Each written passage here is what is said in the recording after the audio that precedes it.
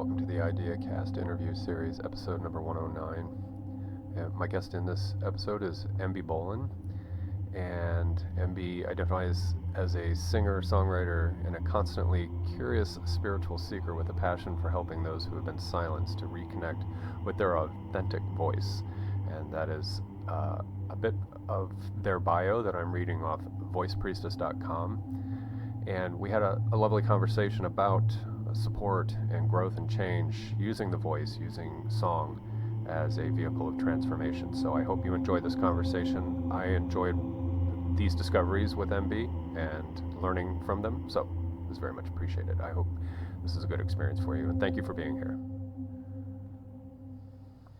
MB Bolin, welcome.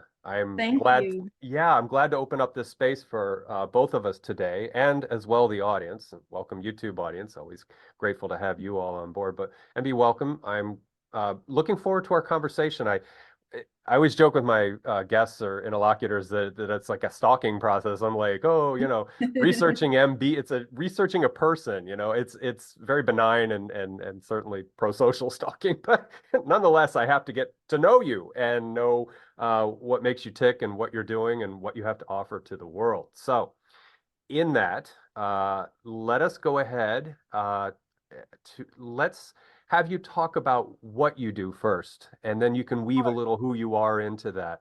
But I want to capture that on the front end of this conversation, and then to the YouTube audience, we're gonna go into a number of different little places within sort of the bracketing of growth and transcendence, and using sonic inspiration to do that. So I'll leave you with that teaser. MB, take it away and let us know what's going on here. So yeah, I'm starting a project, and the information all about it can be found on my website, which is voicepriestess.com. Link below. And yes, link below. And really, this is coming out of a lifelong journey that I've been on for finding my voice. After having experienced a lot of shutting down, a lot of energies around me that were sometimes verbally abusive, sometimes just dismissive. And I think that a lot of people that I've talked to, and I know a lot more people are out there who really feel constrained in the way that they express themselves and feel like they're kind of playing a game, bending over backwards, trying to be heard or understood. And sometimes when we do that from a young age, we don't even know what our authentic voice sounds like. We don't even know what our authentic opinions are, because we've been so affected by feeling like we need to express ourselves in a certain way in order to fit in, or in order to be safe sometimes, And so in some households, and this was mine, there was a feeling that I just needed to be quiet. I just needed to not make a sound in order to fit in, in order to not make matters worse than what they already were, right? So this is also a spiritual journey that I'm helping people with and that I've been on, because I think that there's a lot out there in terms of spiritual growth that still encourages people to stay silent, I think. Meditation is normally considered to be a silent thing. And if you come into it from a place of already feeling like you need to be silent, I don't think that you're really going to be able to grow to your full potential with those kinds of practices. And so I'm creating something that's about finding our voices from deep within our bodies. And this is what I've discovered for myself, is that the more in tune I am with my body, the more I can freely express how I feel, and the less afraid I am of what is going to happen when I express how I feel. So I've done that through singing, because singing is the most somatic the most deeply expressive way of expressing myself. It connects to the deepest parts of my brain. And it offers a certain kind of healing that I don't think we are really aware of in this culture, because we're so focused on singing as a form of entertainment. We miss out on a lot of the potential singing has to heal. So I'm using singing to heal those wounds of feeling silenced and to find that connection with our authentic self, with our authentic being, that we might just be missing the harder we try to express the way we think we're supposed to express. Something that came to mind when I was stalking you and researching you was yeah, I just say that, please don't don't get the creeps. But I just laugh to myself when I'm researching people. I'm like, oh my God, I've spent 3 hours on this person. So anyway, one thing also, it's a choice to put yourself online, and you have to be aware that, right. So I'm putting online the things that I want people to consume about me. And that's one of the magic things that you're bringing in terms of mirroring and people recognizing safety in their relation with someone like you, is that you are putting as you said, you're putting yourself out there in multiple perspectives of vulnerability. And that is so empowering when you can be vulnerable, but in charge of your vulnerability. So I might joke about, here I am, looking at people on the internet, yada, yada, but really I think you struck onto something very important there, that vulnerability is an empowerment. And when you are in charge of or when you have a good handle on your vulnerability, that is such a superpower, if we could call it that. And to the idea of using the voice in song to help people with transcendent experience and transformative experience, it got me to thinking, again, when I was researching you, to come to a kind of a realization that singing puts you into this place. You mentioned meditation. It puts you in this place where you cannot be a persona. You're improvising a song perhaps, but more likely you're singing a song, maybe a traditional song or something, or a song that somebody else composed.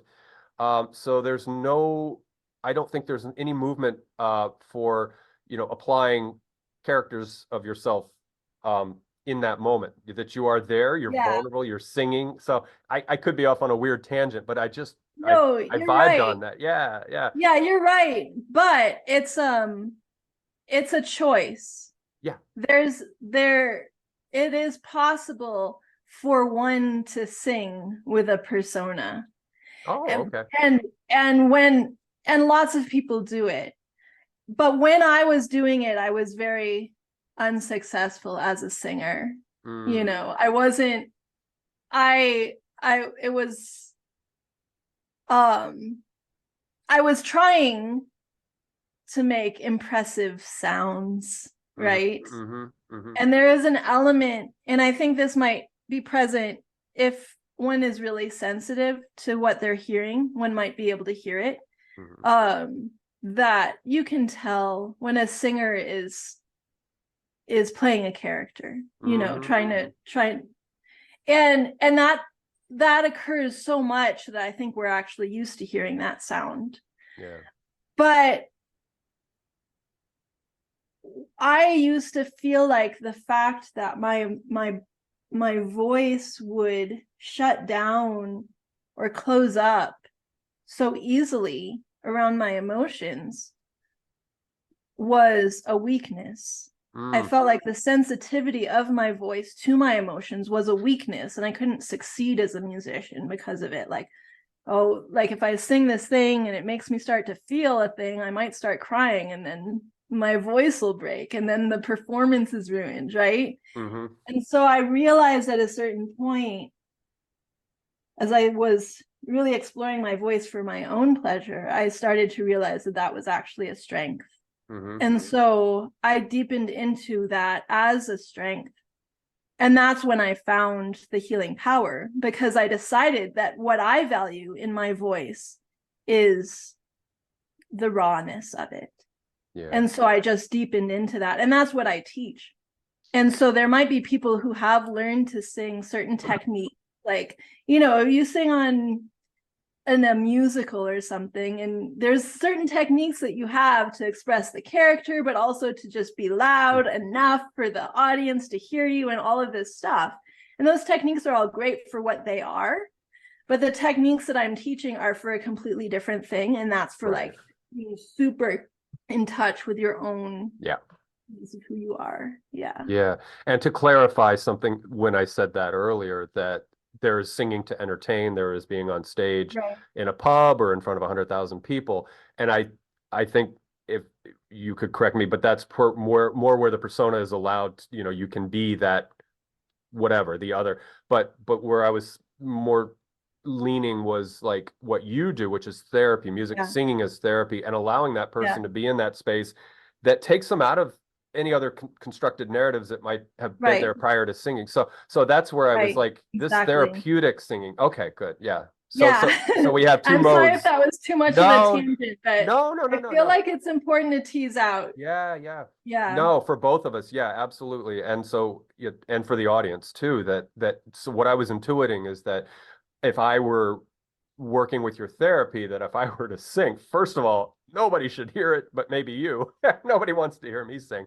But I would be in that moment present, singing. I could sing a song that I like, but I wouldn't take on the personality of the singer, or the composer, but I would just be there raw, kind of like, oh, this is something very scary, and I'm being vulnerable, and I'm being, Yeah. but I'm also And shedding those inhibitions that allow me to have that strength, is what I'm yeah, intuiting. and when I work with people, I don't actually ask them to sing for me. I ask Okay. them to sing for themselves, but to notice what's happening, notice the thought patterns that are coming up, and notice how it affects their body. And so I'm giving you tools to notice those things as you sing. And then you can come to me if you want to sing for me, you can. But the most fruitful thing to come to me with is your observations, because that's your growth right there, right? So a lot of people have that. I hear those words so often. Nobody wants to hear me sing, Yeah, yeah. and and the thing is I had those same words, and that's something that everybody needs to understand. It's a lie. That is a lie. I'm sorry. Well, Like, I don't want to be insulting you, but no, it's the um layer of ice that's around us, right? It's this right. encasement, that, it's the inhibition. So if you were to work with me, then I would be less inhibited. In fact, I would intuit that if you had a client and that you work with them for a while, that they would say, I want to sing with you or for you, or get a Yeah. Zoom call going and get 6 people on. And so Yeah. there's the stages. But yeah, I would be at Stages. that primal Exactly. stage where I'm not your client yet, and I'm like, dude, seriously, I No, could sing yeah, and heavy metal. that's exactly where we want to start from. Right, right. And the thing about that that's so empowering that I've noticed is all those voices come up around singing, because singing is so vulnerable. And you can do this practice just in your room and come face to face with all of those voices in 15 minutes a day. And then you can sit down and start deciding to write a blog post or get on a Zoom call with somebody or something. And all of a sudden you realize you've already addressed all those voices that hold you back. Mm. And that's what I'm discovering now, is I'm so familiar with the lies of why I can't express from doing my singing practice, that it's the same voices that hold me back, and in any situation, Okay. meeting somebody at a meeting somebody new and wanting to you know talk to them and be their friend, and not knowing how, like, all of the same voices that hold me back from singing would hold me back from that. Mm-hmm. Mm-hmm. Yeah. No, that makes sense. Same Yeah. mechanisms going on, the Exactly. inhibition, yeah, Yeah. and the shame, or not shame, but Yeah. the sort of negative valence of vulnerability. So there's a positive. We were talking about a second ago, that positive valence of vulnerability is a strength, where it's like, Right. I'm being vulnerable for you, and you can laugh at me or you can call me an idiot, but I'm being vulnerable for you. And if you reciprocate with me and say, that's awesome, let's build on that. So for the audience, yeah, I think, having that. But we're all terrified of getting on, like a open mic night and going up, or what do they call it, karaoke, and la la la la la, singing whatever it is, and everybody's you get that. It's not like a bad dream. And what I've noticed actually for myself, and this might be the case for some listeners as well, is that sometimes you do get vulnerable in public, and you let it out. You come to this point where you have to, do it, and you do it. But the point where you can really start to see those wounds is in the thoughts that you have before you do it and after you do it. Because sometimes we all have those moments of just letting the inhibitions down, and it could be that in those moments we're connecting to something really authentic. But if afterwards you're like, oh my gosh, I'm ruining my life, everybody's going to hate me now, that was bad, that was like, you go into this suffering thing directly afterwards, and you become less and less likely to do it again. And so for me, I think I had lots of those moments where like there was this powerful voice inside me that needed to come out, and it came out at these different times in my life. But the amount of self-punishment I did as soon as I did that was so intense that it couldn't be sustainable, and it's that like self-punishment and fear, like before and after, that's changed the most for me right now. Yeah. Another word that came up for me, and the identity of your website is Voice Priestess, but I'll throw this word to you, and you can run with it, or you can just say, let's go back to Priestess. But also alchemist, and it deals with what we've been talking about, sort of this alchemical process in a very metaphoric sense that you are converting inhibition and fears and things like that, and it's dynamic because it's not just related to stage fright, or how will people react to my singing or whatever, but like you said, it reverberates out into other aspects of our lives, and that can bring those things to the fore and have them sort of dealt with obliquely and not necessarily head on, which is probably good for some people who are dealing with past psychic injury or trauma or whatever you want to call it. That's a safe place, I think, to open. So what do you think about alchemy?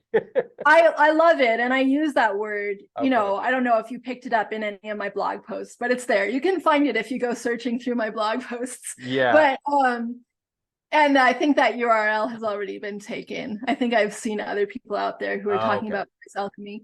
But it is singing. The reason why it's used already in that sense is because singing is an extremely alchemical process. It's really powerful in that way. I mean, think about the spirituals and the blues. That's just Good alchemy, 100%. Good point. How about aural alchemy? AURAL, I think. Aural, not oral, but aural. Check that one out, and you can weave it into your into your work. Now, in researching you, we'll call it that from now on. In researching you, you talk about kind of like a pleasure mindfulness, and searching for pleasure, but I'll qualify it, and then you can open it up, that it's not a hedonic kind of pleasure. It's more of the sublime or subtle pleasures that we're seeking here. So do you want to talk to that a little bit? Yeah, absolutely. So I really stumbled upon this practice for myself because I was trying to figure out what was going on with my singing and why it kept changing when I went to sing for other people, and what was happening with that. And I'd heard people say that singing is good for you, like it's good for your vagal nerve, and it's good for your nervous system. And so I was like, okay, so this is like in the milieu now. It wasn't there when I was younger and I was trying to be a singer, but now it is. And so I was like, okay, can I sense what's going on in my body if it's actually good for me? Right. And I didn't initially connect the idea of something being good for me with pleasure, because of course, I had some very, very bitter, awful tasting teas when I was a kid from my mom that were like supposed to cure me. It wasn't, it was not, it was a bitter medicine, Okay. Okay. There's lots of bitter medicines out there, but so I just went in with this certain curiosity about like, well, what are the vibrations of my voice doing in my body? And that's when I discovered that they were actually creating pleasure. And pleasure itself is a kind of medicine. And at that time, I'd also, come out late in life. I'm pansexual, but I hadn't recognized that I was attracted to women for like, my first 30 years or whatever. I had held that possibility back. And so I'd recognized that my inability to notice and honor my pleasure had caused my relationships to be dead ends, right? And so I knew that there was an enormous amount of personal growth and just like honest maturity that comes from being able to recognize what brings your body pleasure and what doesn't. That's actually an extremely important skill for a person to have as they move through the world, right? So I discovered that about singing, and that was a huge turning point for me. That's when I started to explore it for myself. And when I started to teach my first group of students, to teach them my discoveries about singing and help them fall in love with their voice, I started by teaching them a practice that I invented for them called pleasure mindfulness. And I invented it because I had learned a lot of different kinds of meditation, including certain kinds of more waking meditation, where you're just going through your day and you're noticing what you're paying attention to, and you're choosing what to pay attention to over and over and over again. And that's what I think of as mindfulness. It's like this choice of like, oh, my mind is going here. Why don't I put it here? And you aren't your thoughts. You have a certain choice of what to think at any given moment, or what to pay attention to at any given moment.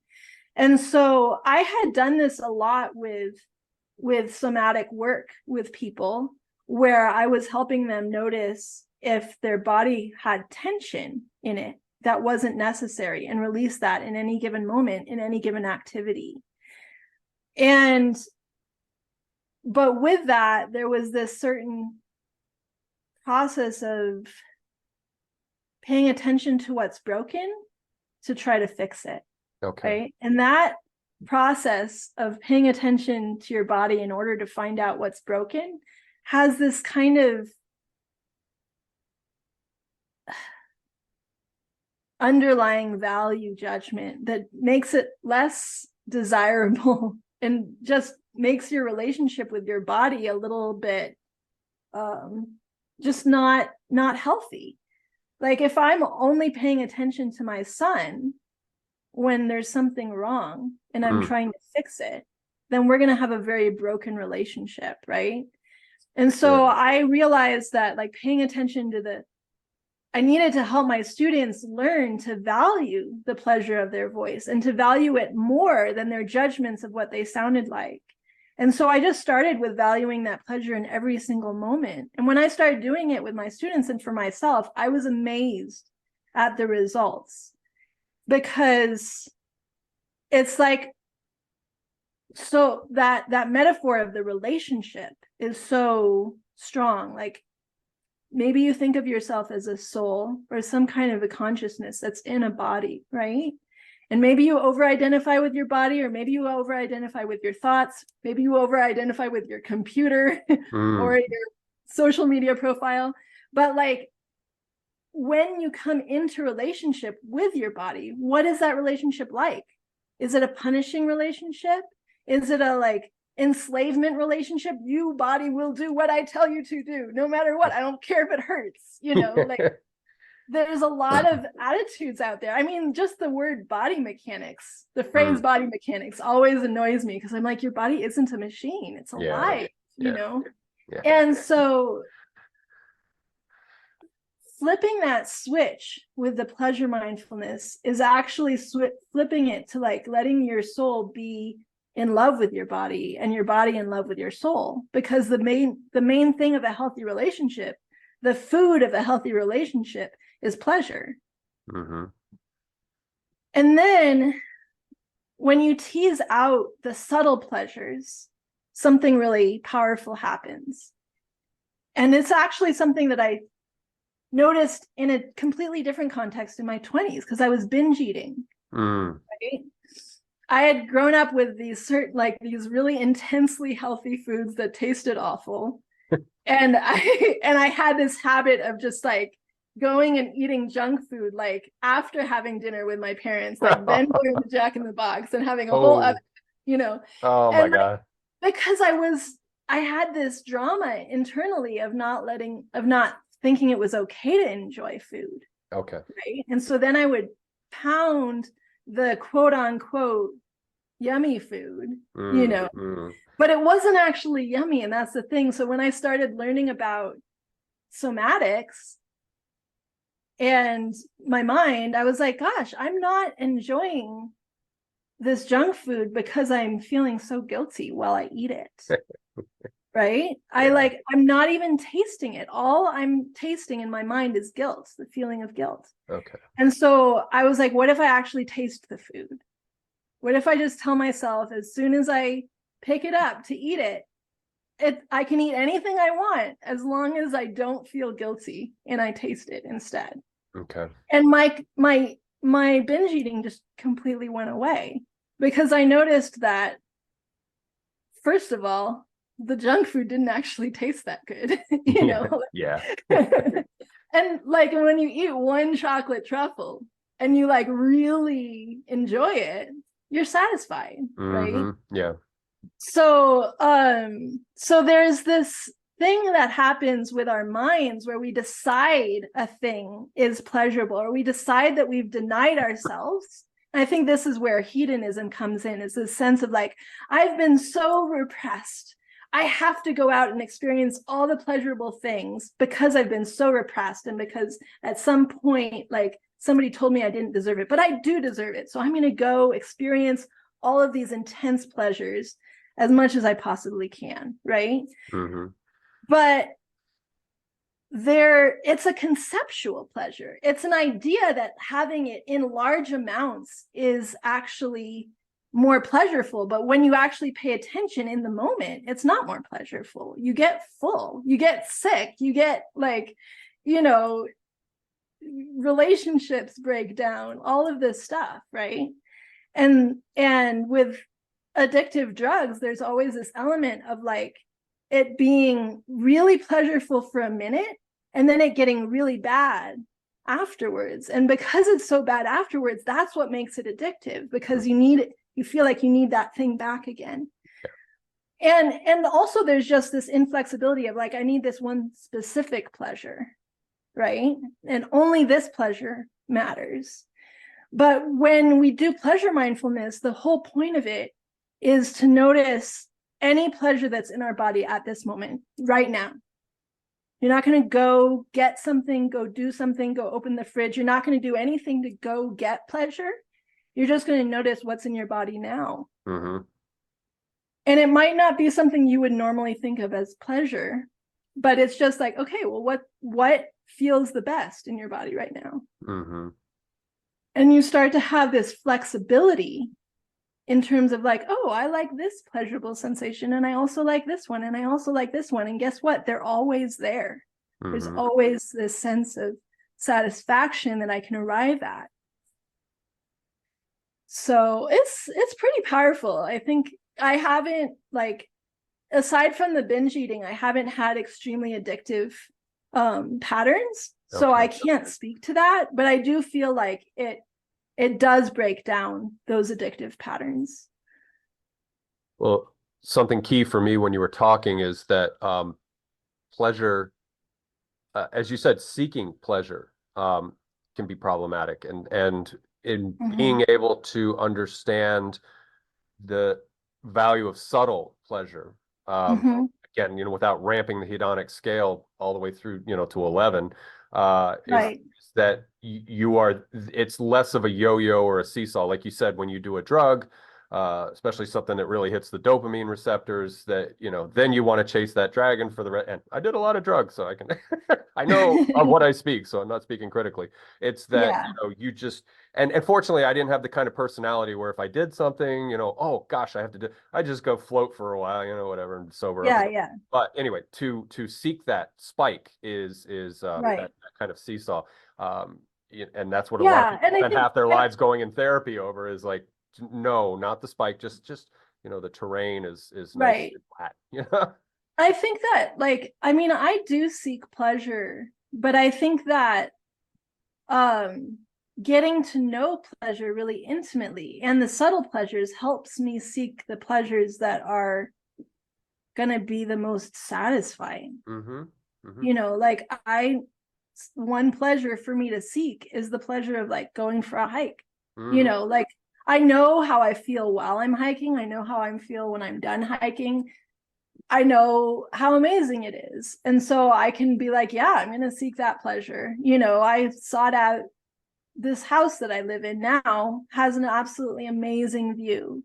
Mm. And like, I sought that out. I was like, I want that, but I also knew that that was like, that was a deeply satisfying thing. And I make sure I enjoy it every day, so I'm not like, oh, but now I need the other bigger house with the other view, Yeah, like, right. You don't want to ramp that up. Yeah. right. So like, Yeah. it's a matter of being like, yeah, I know what satisfies me, and satisfaction is what I'm looking for, Mm-hmm. Mm-hmm. I guess that.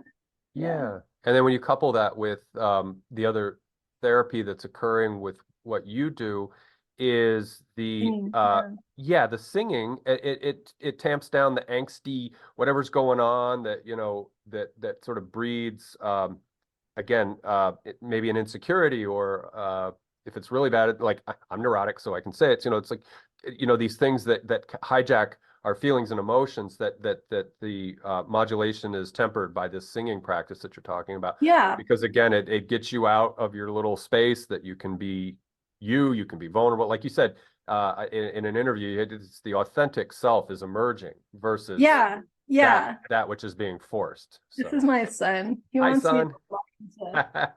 watch his Hello. soccer game that he wants to watch. Oh, okay. Let's see if, sorry, I forgot that was gonna happen.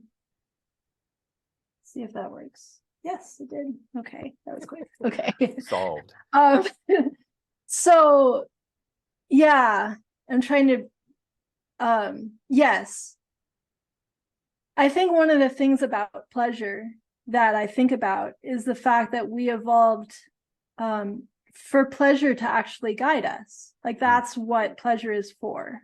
And I think that a lot of religious systems have kind of tried to teach that out of us, Mm-hmm. which is where we can end up doing this hedonism swing, Yeah. right? Yeah. Like, because of, even it might not have happened just in our lifetime, but it's happened in our culture, of this like pleasure is bad thing that was really intense. And that pleasure is bad thing, like, is a way to get people to do things that they don't want to do, like, Yeah.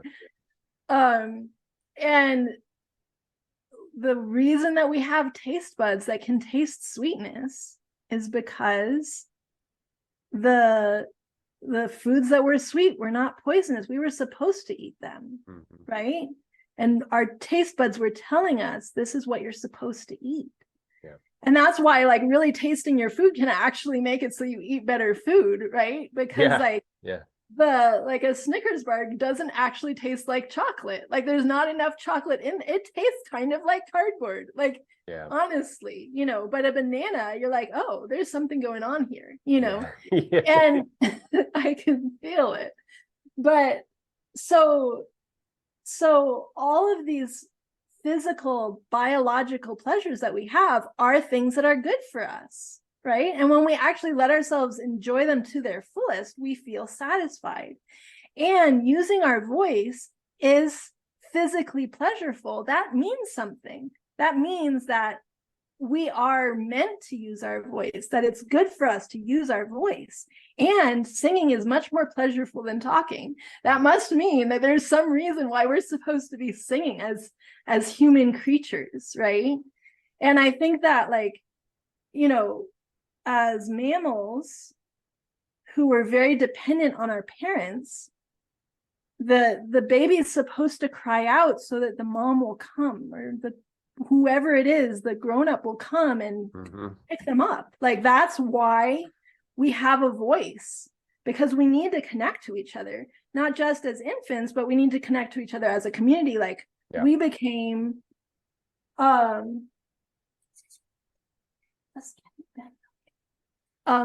we became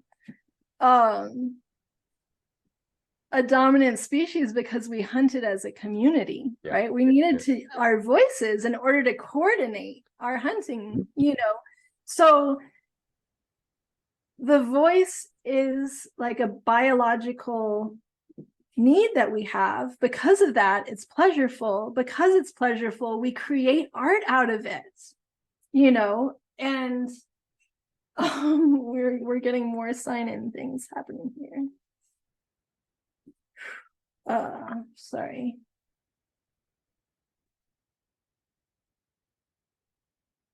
I don't know if that works. Real life. Yeah. So like it, to me, the fact that singing is pleasurable is just a clue. It's a clue that it's medicine. You know, it's a clue that it's something that our species needs to do on the regular. Yeah, and when you consider how deeply social we are, that it is it's a social glue, if that's a good word. You know, it's an adhesion to community, and that's so important to us. We are not, and this is a question I wanted to bring up, and it's a slight abstraction tangent, but nonetheless, I think we can reel it back in. I've noticed through most of my life, when you look back at film and television from say like the 1960s and before, that generation, people born in the early 20th century up to about probably 1925, 1930, so the Depression generation, the World War II generation, were not a kind of top-down collectivist. They were by necessity more collective oriented because of the Depression, because of World War II. They had to get together and do things. And more technical stuff. Making me sign in again.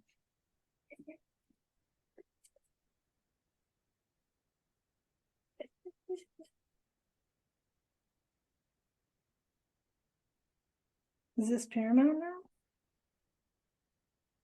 Yeah, so the nature of that generation, I think there was a collective disinhibition because a lot of TV shows and movies, and of course you're seeing through the lens of fiction or whatever, but I think it reflected the society at the time, was people would just start breaking into song together, and there could be, you know, something would happen and they'd la la la la la, you know, and they'd all just start singing with there was no awkwardness, no strangeness. And if you did that, I think, there's exceptions, but I think generally our sort of modern 21st century mindset is that if 15 or 20 people started breaking into song, either whether it's on a television show or just out on the street corner, it would seem odd, at least to me, and not perhaps in a negative way. It would just be out of the usual mode, and it's nothing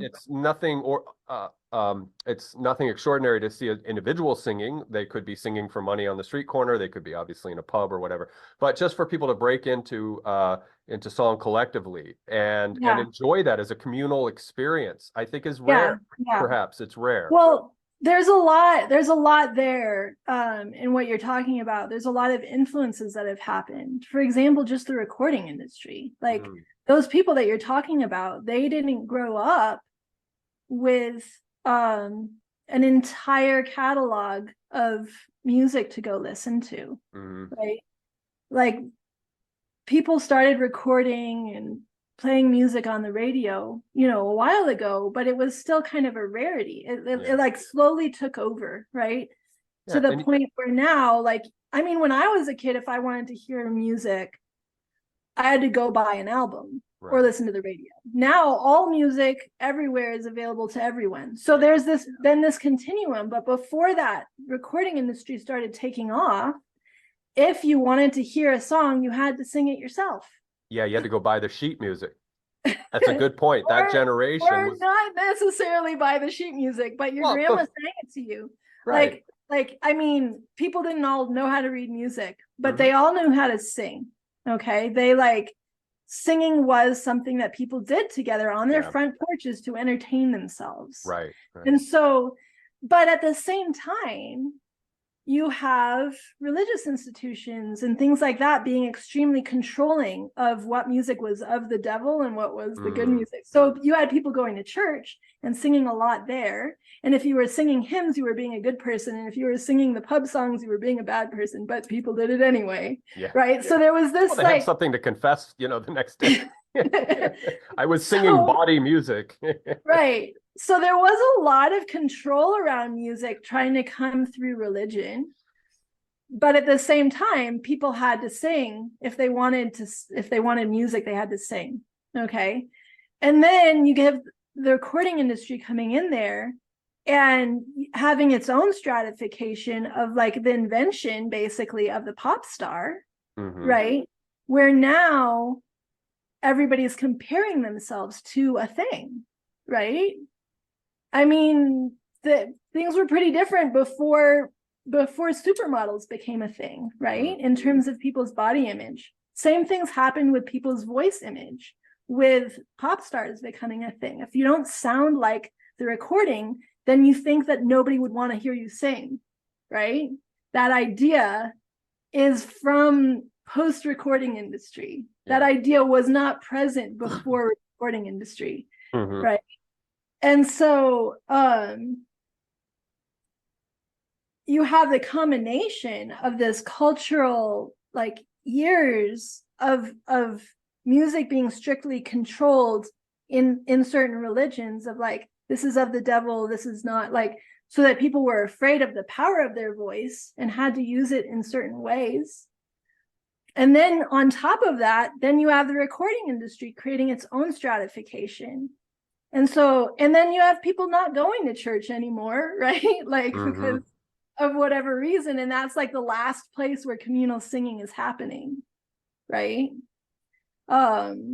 Except, you know, if you go to a Billie Eilish concert, there's going to be some communal singing happening, right? So like, but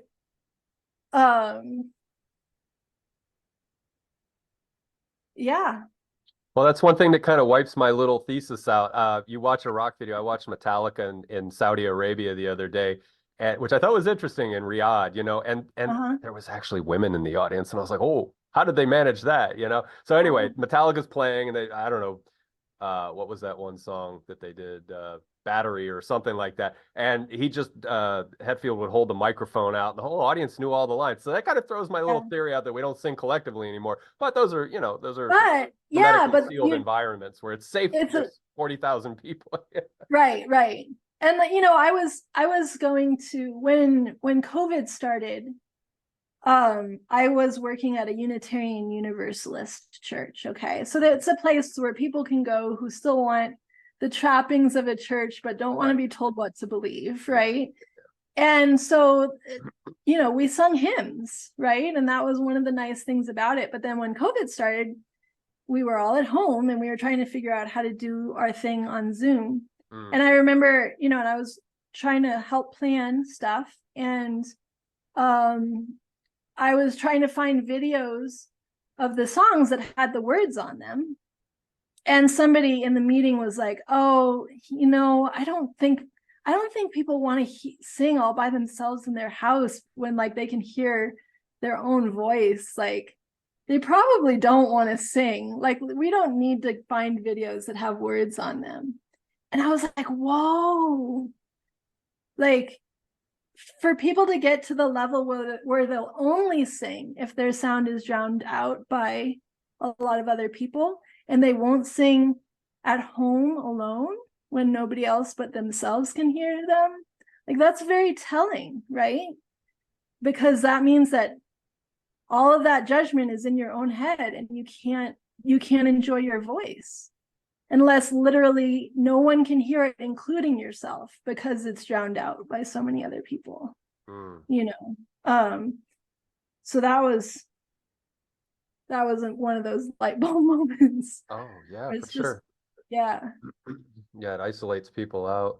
And the only time I ever really sing along in the vehicle is if I have something really aggressive on, like I mentioned Metallica earlier. Right, When I was right. younger, I played a lot of Slayer and Sepultura, and Yeah, you just growl, and yeah. anybody And can do that. Yeah. my friend was saying that to me recently too. Like, as long as there's music underneath, like, that's strong enough, she feels strong enough. But if it's her body by herself, she starts to feel really awkward. And that, I think, is basically the core of the work I'm doing, that relates to every other aspect of your life, is letting your own body be your own core, like letting your body feel strong and supportive enough to yourself that you can express what you need to express. Courage, yeah. Yeah.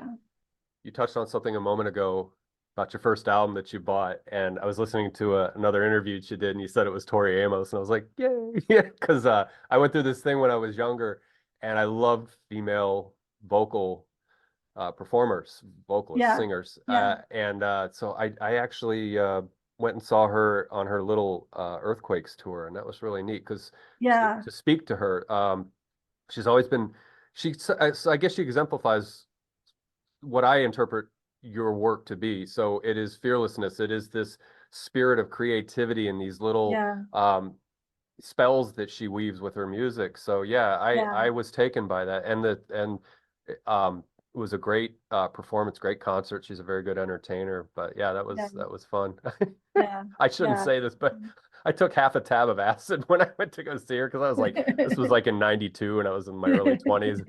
That really ramped things up a little bit. I was like, whoa. Yeah. And it wasn't enough to blow, I was like out of my mind, but it really weirded things out a little bit. And it was, but Yeah.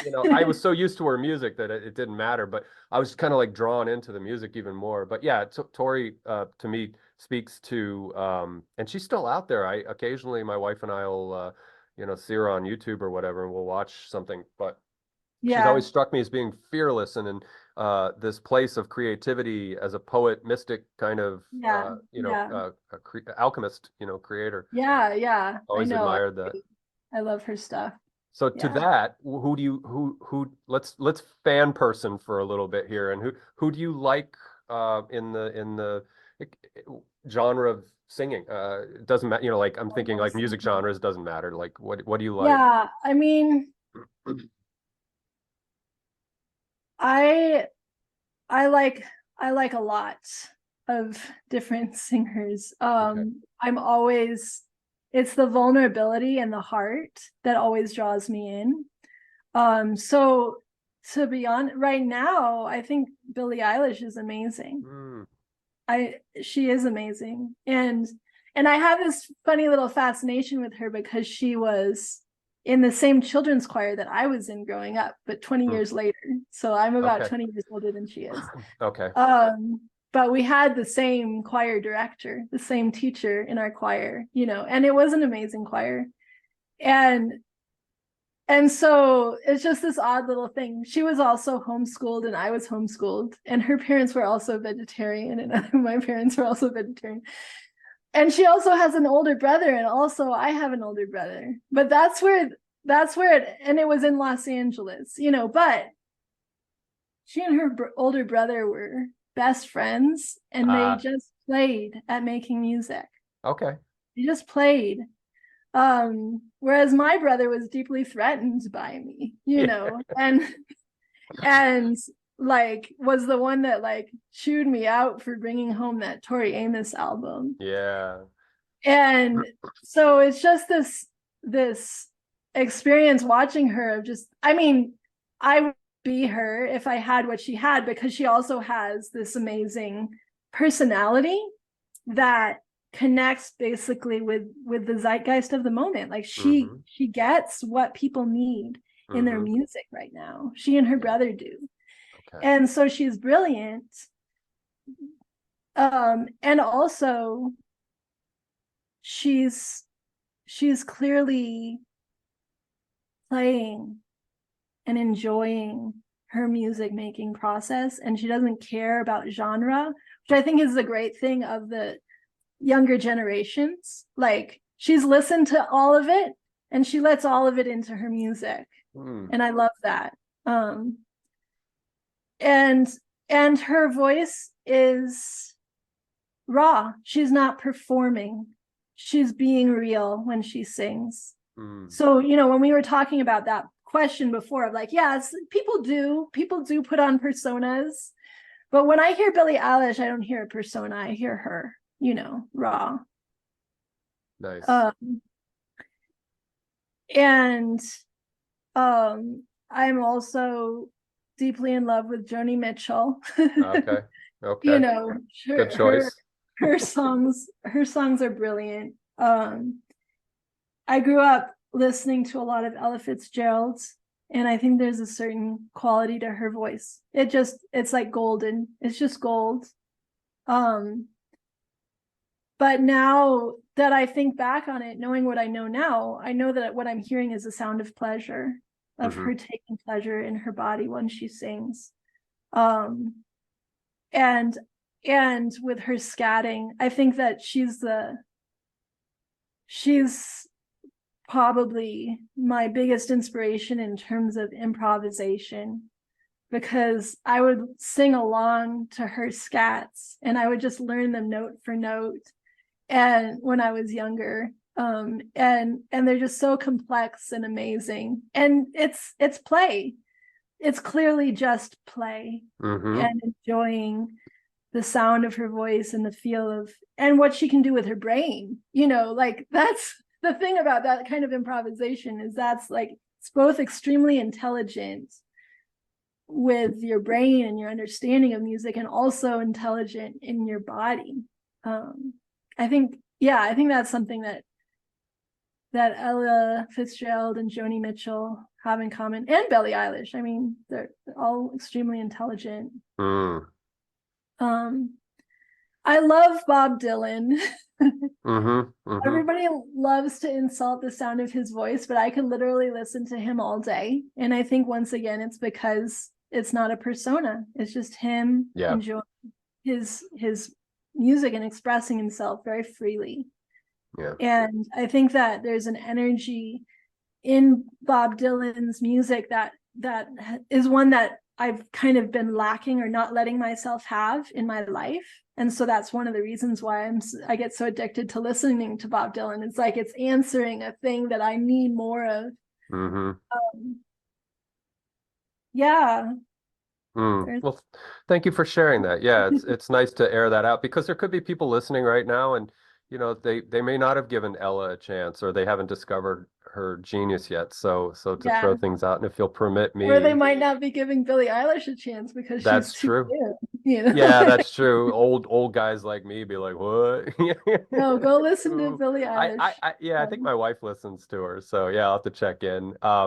What was I gonna say? Oh yeah, Dylan. Yeah, absolutely. Because I was a teenager in the like the mid '80s, and so he was running around with the Grateful Dead and Tom Petty and all that, and and the Traveling Wilburys were doing stuff. I don't think Dylan was part of that, but just those collaborative efforts, and to speak to collaborations, when he did Nashville Skyline with Johnny Cash, whoa, watch Yeah, out. that If was you haven't cool. heard Nashville Skyline, you're in Yeah, for a no, treat. I've heard So it. I Yes. love Dylan's nasally kind of Minnesotan voice. Yeah. I think it's so authentic, and he came up in the folk scene. It was Americana. He was doing folk Yeah. festivals in the mid Yeah. 60s when he was just a little kid, and it's like, wow. Yeah. Or early 60s, I should say. But the lady singers that I like, let's see, where I covered Tori Amos. I saw, what's her face? Sarah McLachlan on her Fumbling Towards Oh, Ecstasy tour. That was yeah, really neat. That was a good show. And yeah, then I saw the Indigo Girls around the same time in the early 90s. yeah, Really yeah, nice vocal dynamics between the two of them. The yeah, harmonies between them is just really yeah, great. yeah. And for unconventional singers, for people out there, if you really want to see somebody being vulnerable, and doing a unique song. There was a band called Hugo Largo out of Athens, Georgia, came around the same time as, or just a little after REM, and Mike Stipe was a producer on their album. And Mimi Gauss has a voice that I would just uh, advocate for all day long. It's very unconventional, and it's Yeah, an acquired taste, but wow, once you get it, you get it. And yeah. All and as right. far as soulful singers, there was a woman named Melissa Farrick, who I might Okay. suggest. She's very Yeah. sort of powerful, angsty kind of song. And then there's a gal named Jen Glockner. I'll leave it at Okay. that. She's kind of yeah, I don't know how to describe her, but she's really neat. So Yeah. those Yeah. would be my ones that over the years have always inspired me. Oh, and then as far as guys go, Brendan Perry from the Dead Can Dance, when he does his solo work, he's like a Okay. cross between Frank Sinatra and Jim Morrison when he sings. And Yeah. I've always, Yeah. yeah, yeah. Yeah. And I actually met him once too, so a little uh, Cool. extra, yeah, extra gratitude to him because he actually listened to me for a few minutes. Blah blah blah blah blah. It's like, yeah, okay. Anyway, but yeah, so thank you for that. Just sharing that because again, I think, sharing talent, sharing well-crafted sounds and music is worth a few minutes. So Yeah. Yeah. now you have a statement in your website that I want to touch on to reel us back in a little bit. Yeah. Singing as microcosm and Yeah. sort of learning. We've kind of covered this already, but learning to release attachments. So define what singing microcosm or singing as microcosm is for us. Yeah. So the way I see a microcosm is basically something that contains everything in it, right?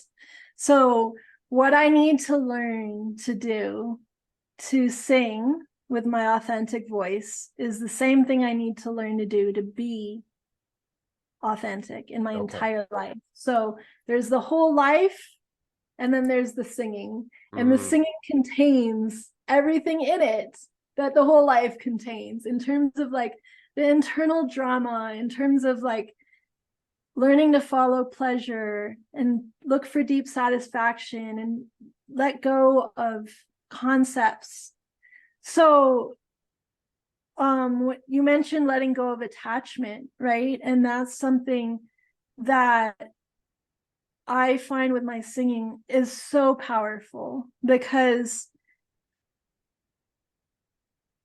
as I got to this place where I learned to sing without so much fear and I learned to really dwell on the pleasureful sensations, my voice started sounding really beautiful, mm. right? And I started having people tell me that my voice sounded beautiful. And then guess what happened? I started needing my voice to sound beautiful. And that, Oh, right? Like yeah. it's like this step back as soon as I start being like, oh, but I'm beautiful, and let me show you how, and then like, I think with what I'm doing now with my podcast is I'm improvising a new song every morning when I wake up. Mm. And sometimes there's some intense phlegm going on there, and it just comes out and and yet I'm committed to just being like, this is enough. This is enough. This is what the music that's emerging from me this morning is enough. Mm. And um the when I listen back to the recordings, I can sense that there's just a certain energy, a certain quality to the music when I'm not trying to control the sound. And when I've really decided it's okay if that next note that comes out is like a total whatever, blah, right? Mm-hmm, It's mm-hmm. okay if that comes out. I'm going to trust my body to know what it needs to do to let the next note out. And it's so hard. It's so hard for me. And yet it works. Mm. It works when I really release attachment to the actual sound and I know that I can just focus on trusting my body and loving my body. And that's when the sound like that emerges is the sound of me trusting my body and loving my body. It's the sound that people want to hear, actually. Mm-hmm. And the sound of me trying to predict and control my voice is not actually a sound that people want to hear. Mm-hmm. So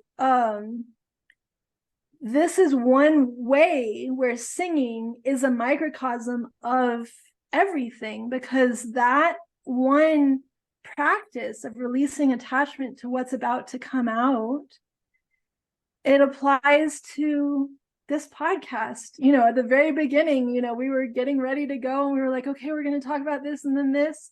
And I was like, I could feel the like, oh my gosh, are the words going to come out right? Oh. And I had to just let go of attachment to that. Yeah. Right.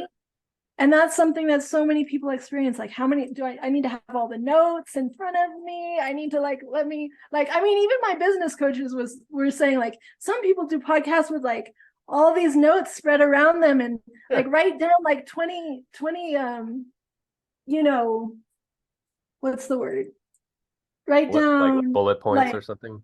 Not bullet, I'm forgetting the word. Speaking of that, it's the sound bites. Write down right. sound bites, Okay. right? And be like, find a way to like work these sound bites in. And I don't do any of that. Yeah. I don't do any of that. But and it's scary to not do any of that. Yeah. But also, like, it's so much more rich and so much more real. Yeah. Right. Yeah. And that's just one little way that singing is a microcosm for everything. Okay. Yeah. Wow. We'll sit with that one for a second and just let it set in. One thing I like to do with people who are doing transformative work, and this may be a good way to wrap up our conversation, is, Sure. and this is if you're comfortable. If not, we'll go to a plan B. But like when I get with somebody whom I feel is on the jazz, they're doing something that's really good in terms, again, transformative, transcendent work with people, helping people to, you know, be their own alchemist and move into you know, a new expression of themselves, however you want to say that. What do you vision, or what do you feel like intuitively would be you know, an ideal? It's not about an outcome. It's more about like, what does that journey feel like for you in the next maybe couple of years? What are you visioning in your as Disney used to say, or they still do probably, imagineering your way into your future with this work and with what you do? It can be about the satisfaction of reciprocity with people. It can be about innovation, you know, like so do you do that? Is that part of your thing? Or we don't have to go there, because sometimes like you just said, it just comes, it's a wellspring. It just comes up, you know, naturally. I feel like ever since I've been singing and talking about singing in the way that I have, I've had lots of really interesting conversations with people who have similar experiences, and I've learned so much. And so when I teach, and I just want to teach more, like part of that for me is also gathering more people together and being like, what's going on with this? Like, let's learn together about what maybe has been lost in terms of the magic and the power, the healing power of our voices, because we went through this period of our history when music was so controlled in different ways. And there's a blog post I recently did called Spell Theory, and I won't go into that, but like, go read it. I read your dolphin. My theories. Yeah, I read your dolphin, and I just started to read that one. But yeah, I'll so like there's ways where we get silenced in our personal lives, and then there's ways where we've been silenced as a culture, and where certain parts of the culture have been more silenced. Certain people within the culture have been more silenced than others. And that has a really deep effect on our body and our psyche. And I just know that the more people I can bring together around this, the more discoveries we will make about how music can heal that specific problem in our culture. I think one of the ways that it exists in a big way is in terms of political, having a political voice and Mm. what's going on in the world right now and what it feels like to be in a country that's spending money to kill lots of people and to not feel like we have control, like we have a voice, right? But we supposedly have a voice because we can vote, Mm. and it's just this like really, really tricky situation that brings up a lot of emotions for people. And I Mm. think that the emotions that brings up are 100% the kind of thing that we're trying to heal so that we can step out and be powerful with our voices as a collective, Mm. right? I mean, you look at the civil rights movement videos, they were singing the whole Yeah. time, right? I went, I was involved in the peace protests in 2003. I was in college. Record numbers of people went out to protest for peace and to prevent the Iraq war from starting. I looked at footage, I couldn't find anyone singing anywhere. Mm. It was like Mm. they were yelling, they were holding signs, Yeah. but it's like the energy wasn't there. I think that there is a spell that's cast by people coming together and singing, Mm. and that spell is something that we need to re-enter our bodies and our society. Yeah. So I just want to bring more and more people together around this work and learn more and more about what we can do when we truly empower our voices. Mm. And then, I also just want to make lots of music. I want to make lots of music with lots of different people. I want to make an album. I want to collaborate with different musicians. I want to get a grand piano and put it next to this amazing view. That's what a pleasure that I'm seeking out in the future, Nice. But yeah, those are the things I want to do with my work. Beautiful. Beautiful.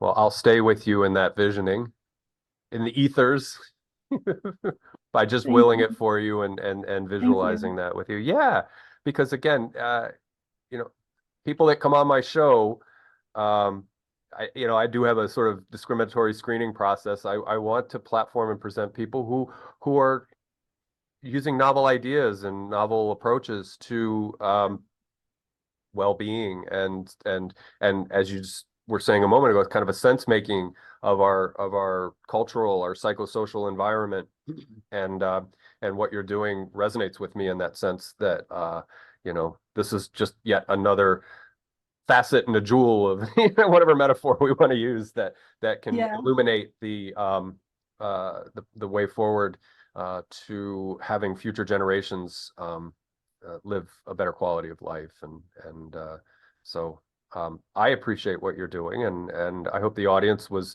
I'm sure that they were impacted, especially if they're still here. You guys rock. Those of you that hung in for an hour, bless your hearts. I'll have all of MB's contact information with regard to website, not personal contact information, but just how to get a hold of their work Yeah. and the YouTube channel, make sure that's on there. So yeah, I'll make sure all of that's present down there because again, I want to advocate what you do and support it again. And Thank you. yeah, absolutely. And thank you for being my guest. I appreciate it. I think we had a really neat conversation. And Yeah. I always say to my guests, this is a child we're birthing out into the world, a little something for the life of its own, and may it do well and reach the right people and Yeah. impact it. In fact, Tori Amos said that about her song. She goes, "They're my little children, and I let them loose in the world, and they Oh my go and gosh, I play." didn't know that. That's Yeah, exactly how I feel about I my this is how much of a fanboy I was. I had a VHS cassette of her on that Little Earthquakes thing after her tour, and she was being interviewed, and she said that in the interview. She goes, "Yeah, my songs are my little children, and I let them out to play, and they go out into the Yeah. world and they play." So Yeah. I kind of see the same analogy with these kind of conversations that they get into YouTube and the little bots do their thing and people discover it. So here's to that.